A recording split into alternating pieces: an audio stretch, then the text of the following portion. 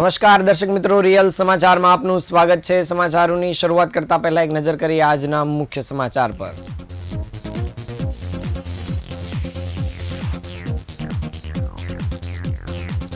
સુરતમાં ખાસ મહિલાઓ માટે પિંક બીઆરટીએસ બસ શરૂ કરાઈ।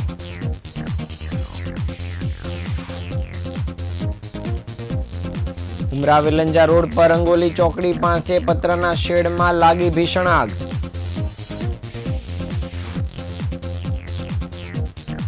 કરોડોની ઠગાઈ અને વિશ્વાસઘાતના કેસમાં સુરત ડિસ્ટ્રિક્ટ ક્રિકેટ એસોસિએશનના પ્રમુખની ધરપકડ। પાલિકાએ મોડી રાત્રે યુનિયનની ગેરકાયદેસર ઓફિસને ખાલી કરી સામાન બહાર કાઢી મૂક્યો। સુરતના લસકાણામાંથી બોગસ ડોક્ટર ઝડપાયો, આરોગ્ય સાથે કરતો હતો છેડા। પાલનપુર જકાત નાકાના સરસ્વતી પાર્ક ટાઉનશીપમાં બિલ્ડિંગનો દાદર ધરાશાયી, 19 લોકોનો રેસ્ક્યુ કરાયા।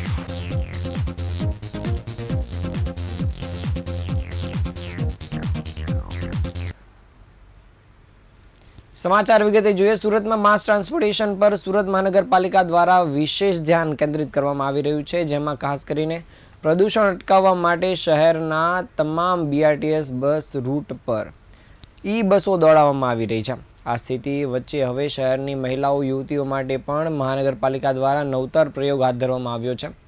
20 મહિના પૂર્વે પાલિકા તંત્ર દ્વારા શહેરમાં પિંક બીઆરટીએસ બસ દોડાવવાનો નિર્ણય કરવામાં આવ્યો હતો અને 20 મહિનાની શોધખોળ બાદ હવે મહિલા ચાલક મળતા આજથી સુરતની પહેલી, આમ જોઈએ તો ગુજરાતની પહેલી એવી પિંક બીઆરટીએસ બસ સુરત શહેરના રસ્તા ઉપર દોડતી નજરે પડશે, જેમાં મહિલા ચાલકની સાથે સાથે મહિલા કંડક્ટરનો પણ સમાવેશ કરવામાં આવ્યો છે અને આ બસમાં માત્ર મહિલાઓ જ મુસાફરી કરી શકશે। પહેલો રૂટ ઓએનજીસીથી સરથાણા સુધીનો રહેશે, જેનું આજે લોન્ચિંગ કરવામાં આવ્યું છે। સુરત મહાનગરપાલિકાએ 2 વર્ષ પછી બીઆરટીએસની પિંક બસમાં મહિલા પાયલટ મળી છે અને આ બસમાં મહિલાઓ જ મુસાફરી કરશે, પરંતુ તે માટે મહિલા પાયલટ મળતી ન હતી ને આખરે બસનું સંચાલન કરતી કંપનીએ મહિલા બસ પાયલટ મળી ગઈ છે અને આ મહિલા બસ પાયલટનું નામ નિશા શર્મા છે અને તે ઇન્દોરની રહેવાસી છે।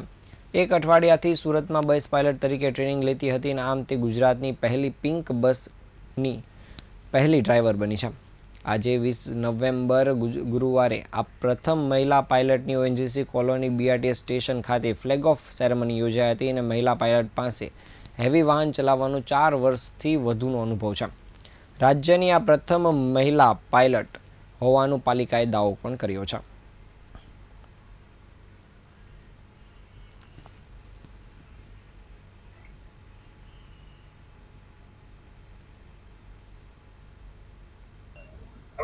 सूरत मेरे लिए नया है, थोड़ा समय लगेगा मुझे सूरत को समझने में और सब सूरत वासियों से यही चाहिए कि मुझे सहयोग करें।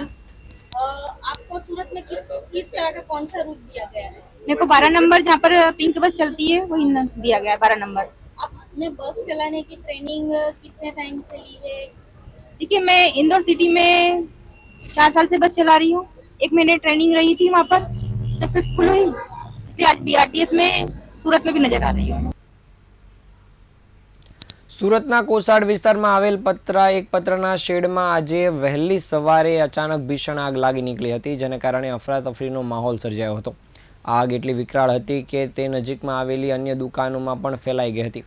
પ્રાથમિક માહિતી મુજબ ઉમરા વિલંજા રોડ પર આવેલી કુલ 3 જેટલી દુકાનો આગની ચપેટમાં આવી જતા બળીને ખાખ થઈ ગઈ છે। ઘટનાની જાણ થતાં જ સુરત ફાયર વિભાગની ટીમ તાત્કાલિક ઘટનાસ્થળ પર પહોંચી ગઈ હતી।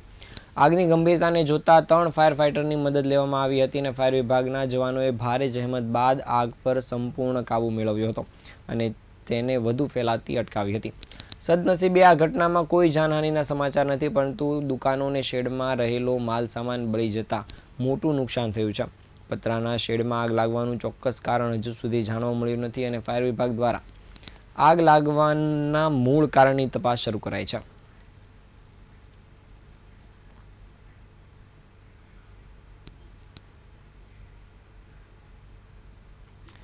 સુરત ડિસ્ટ્રિક્ટ ક્રિકેટ એસોસિએશનના પ્રમુખ 82 વર્ષીય કનૈયા કોન્ટ્રાક્ટરની આર્થિક ગુના નિવારણ સેલ દ્વારા કરોડો રૂપિયાની ઠગાઈ અને વિશ્વાસઘાતના ગંભીર આરોપસર ધરપકડ કરવામાં આવી છે.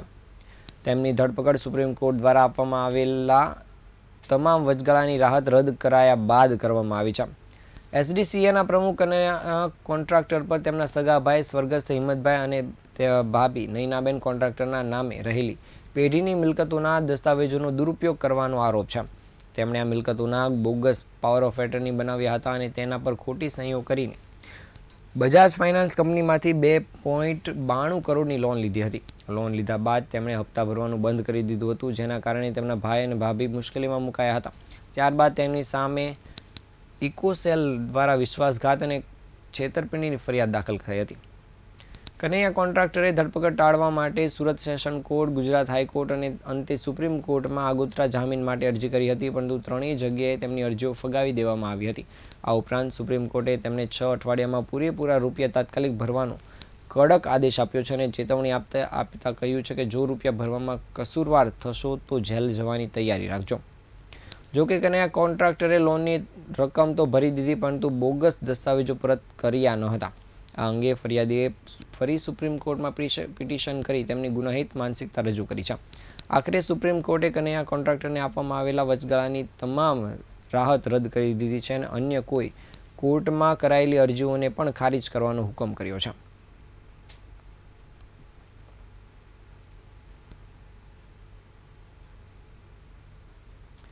સુરત મહાનગરપાલિકામાં છેલ્લા 10 વર્ષથી પાલિકાની ઓફિસમાં ગેરકાયદેસર કબજો કરવામાં આવ્યો હતો. આ કબજો ખાલી કરવા નોટિસ આપવા છતાં યુનિયનને તાળા મારીને જતા રહ્યા હતા. જો કે પાલિકાએ કડક વલણ દાખવીને ગઈકાલે રાત્રે જ ઓફિસનો કબજો મેળવી લીધો છે. સુરત પાલિકામાં ચાલતા વિવિધ 25 યુનિયનોને કાયદેસરતા માટે મહાનગરપાલિકાએ નોટિસ પાઠવી હતી. આ કાયદેસરતા સાબિત કરવા યુનિયનો દ્વારા પ્રયાસ કરવામાં આવ્યો હતો, પરંતુ તેમાં નિષ્ફળતા મળી હતી. દરમિયાન પાલિકાએ કરેલી તપાસમાં છેલ્લા 10 વર્ષથી આ યુનિયનો દ્વારા પાલિકાની ઓફિસમાં ગેરકાયદેસર કબજો જમાવી દેવાનું બહાર આવ્યું હતું. આ ઉપરાંત 10 વર્ષથી પાલિકાની પાણી, લાઇટ અને ટેલિફોન જેવી સુવિધાઓ પણ તેનો ઉપયોગ કરતા હતા. ઓફિસ ખાલી કરવા માટે પાલિકાએ તાકીદ કરી હતી, જેમાંથી લાલ વાવટા યુનિયન દ્વારા ગઈકાલે ઓફિસ ખાલી કરી દેવામાં આવી હતી, પરંતુ અન્ય યુનિયનો દ્વારા ઓફિસનો કબજો ખાલી કરવાને બદલે સમય માંગવામાં આવ્યો હતો અને ઓફિસમાં તાળા મારી જતા રહ્યા હતા. વધારાનો સમય આપવાની સ્પષ્ટ ના આપી દીધી હતી. તેમ છતાં યુનિયનો દ્વારા ઓફિસનો કબજો ખાલી કરવામાં ન આવતા તાળા મારી દીધા હતા અને ગઈકાલે મોડી રાત્રે પાલિકાએ પોલીસની મદદથી યુનિયનનો ગેરકાયદેસર કબજાવાળી ઓફિસને ખાલી કરી દીધી હતી અને યુનિયનની ઓફિસમાં રહેલો સામાન પાલિકાના પાર્કિંગમાં મૂકી દેવામાં આવ્યો હતો. પાલિકાની આવી આક્રમક કામગીરીથી યુનિયનો ડઘાઈ ગયા છે અને પાલિકા સામે લડત આપવા માટેની તૈયારી દાખવી રહ્યા છે.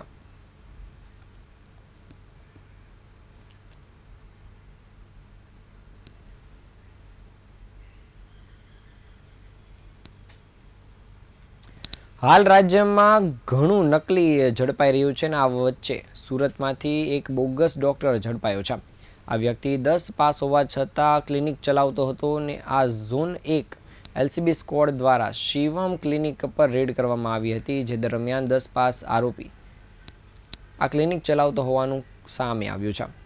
સુરત શહેરમાં આવેલા લસકાણાના ડાયમંડ નગરમાં બોગસ ડોક્ટર શિવમ ક્લિનિક ચલાવી રહ્યો હતો અને આ વ્યક્તિનું નામ કમલેશ રાય છે. તે માત્ર 10 પાસ છે, જેની અગાઉ પણ ધરપકડ કરવામાં આવી છે, જે બાદ તે જામીન પર મુક્ત થયો હતો, જે બાદ ફરીથી તેણે ક્લિનિક શરૂ કરી દીધું હતું. સુરતના લસકાણામાં બોગસ ડોક્ટર ઝડપાતા લોકોમાં રોષ જોવા મળ્યો છે. લોકોના આરોગ્ય સાથે ચેડા કરી રહેલા આ વ્યક્તિ સામે કડક કાર્યવાહી કરવામાં આવે તેવી પણ સ્થાનિક લોકો દ્વારા માંગ કરવામાં આવી છે. હાલ પોલીસે આરોપીની ધરપકડ કરીને વધુ તપાસ કામગીરી શરૂ કરી છે.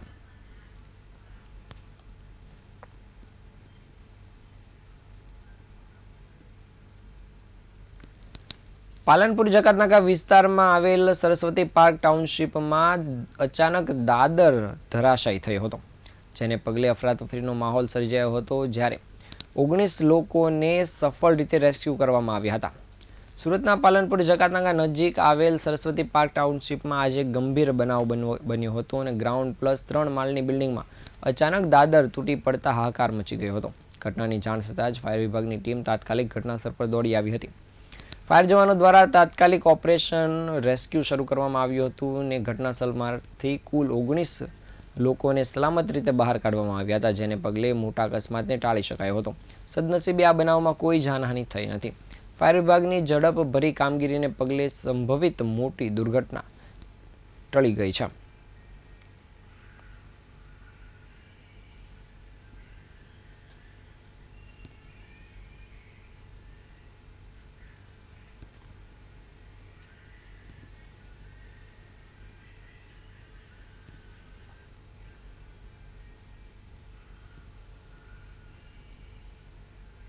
નાકા પાસે સરસ્વતી પાર્ક ટાઉનશીપ આવેલી છે. એમાં ગ્રાઉન્ડ પ્લસ 3 માળની બિલ્ડિંગ છે. એમાં દાદર તૂટી જવાનો કોલ ફાયર કંટ્રોલને મળતા તાકીદે ઘટના સ્થળે ગાડીઓ રવાના કરવામાં આવેલી અને ઓફિસરોએ રેસ્ક્યુની કામગીરી ચાલુ કરેલી. અહીંયા હાઇડ્રોલિક પ્લેટફોર્મ બોલાવવામાં આવેલી, પણ જીબીના જે વાયરના કારણે રેસ્ક્યુ હાઇડ્રોલિકથી શક્ય ન બનતા મેન્યુઅલી એક્સટેન્શન પાછળના ભાગે લેડર્સ મૂકીને ઓફિસરોએ લગભગ 11 માણસોને પાછળથી કાઢ્યા છે અને આગળના બ્લોકમાંથી 8 થી 9 માણસ કાઢ્યા છે. એમ કરીને 19 માણસોને આ રેસ્ક્યુની કામગીરી કરવામાં આવી. પાલનપુર જકાતનાકા પાસે સરસ્વતી પાર્ક ટાઉનશીપ આવેલી છે. એમાં ગ્રાઉન્ડ પ્લસ 3 માળની બિલ્ડિંગ છે. એમાં દાદર તૂટી જવાનો કોલ ફાયર કંટ્રોલને મળતા તાકીદે ઘટના સ્થળે ગાડીઓ રવાના કરવામાં આવેલી અને ઓફિસરોએ રેસ્ક્યુની કામગીરી ચાલુ કરેલી.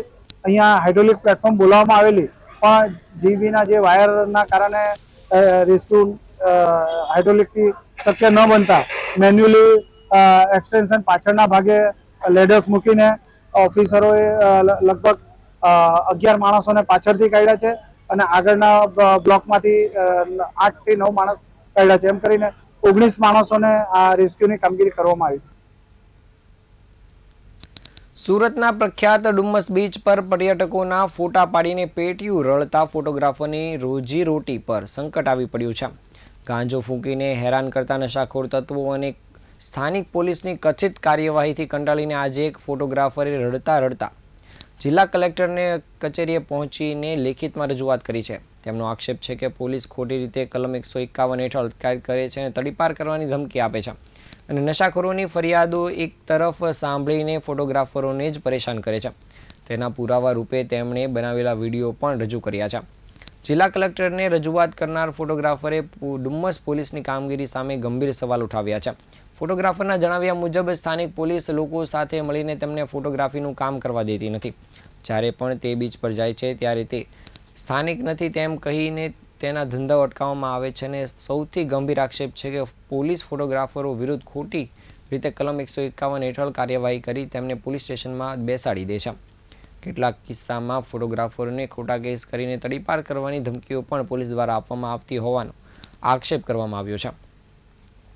ફોટોગ્રાફરોએ માત્ર પોલીસ જ નહીં પરંતુ બીચ પર કેટલાક તત્વો પણ હેરાન પરેશાન કરી રહ્યા છે.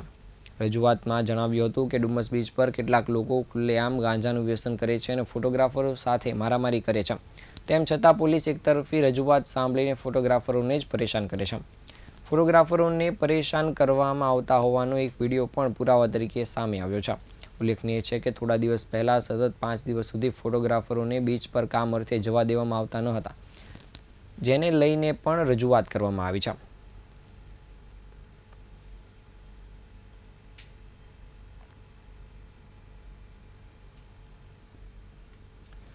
વેસુમાં ભગવાન મહાવીર કોલેજ 4 રસ્તા પાસે મધરાતે 1:15 વાગ્યાના અરસામાં એમડી ડ્રગ્સની ડિલિવરી કરવા આવેલા પેડલરને પોલીસે ઝડપી પાડ્યો છે. તેની પાસેથી 7 ગ્રામ એમડી ડ્રગ્સ કબજે કરવામાં આવ્યું છે.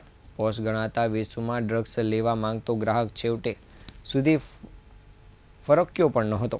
એસઓજીની ટીમે બુધવારે રાત્રે 12 વાગ્યાના ટકોરે વેસુ ભગવાન મહાવીર કોલેજ 4 રસ્તા પાસે ફિલ્ડિંગ ગોઠવી હતી અને બર્ગમેન મોપેડ લઈને એક શખ્સ એમડી ડ્રગ્સની ડિલિવરી કરવા આવતા હોવાની બાતમી મળી હતી, જેના આધારે પોલીસે વોચ ગોઠવી હતી. જે દરમિયાન બર્ગમેન મોપેડ લઈને આવેલા શખ્સને પોલીસે ઝડપી પાડ્યો હતો. 1:30 વાગ્યાના અરસામાં મોપેડ લઈને આવેલા મોહમ્મદ જાફર અઝીર અહેમદ અંસારીની પોલીસે ધરપકડ કરી હતી. પોલીસે તેની પાસેથી 7 ગ્રામ એમડી ડ્રગ્સ પણ કબજે કર્યું હતું, જેની કિંમત 70,000 જેટલી થાય છે. પોલીસે તેની પૂછપરછ કરતા તે 2 મહિનાથી સૈયદપુરાના સિરાજ પેન્ટર પાસેથી આ જથ્થો લઈ છૂટકમાં અન્ય ગ્રાહકોને વેચતો હોવાની કબૂલાત કરી હતી. હાલ પોલીસે આ મામલે અંદરૂની તપાસ શરૂ કરી છે. તેમજ અલથાણ પોલીસને આ બાબત સોંપવામાં આવતા સબ ઇન્સ્પેક્ટર DR ચૌહાણ વધુ તપાસ કરી રહ્યા છે.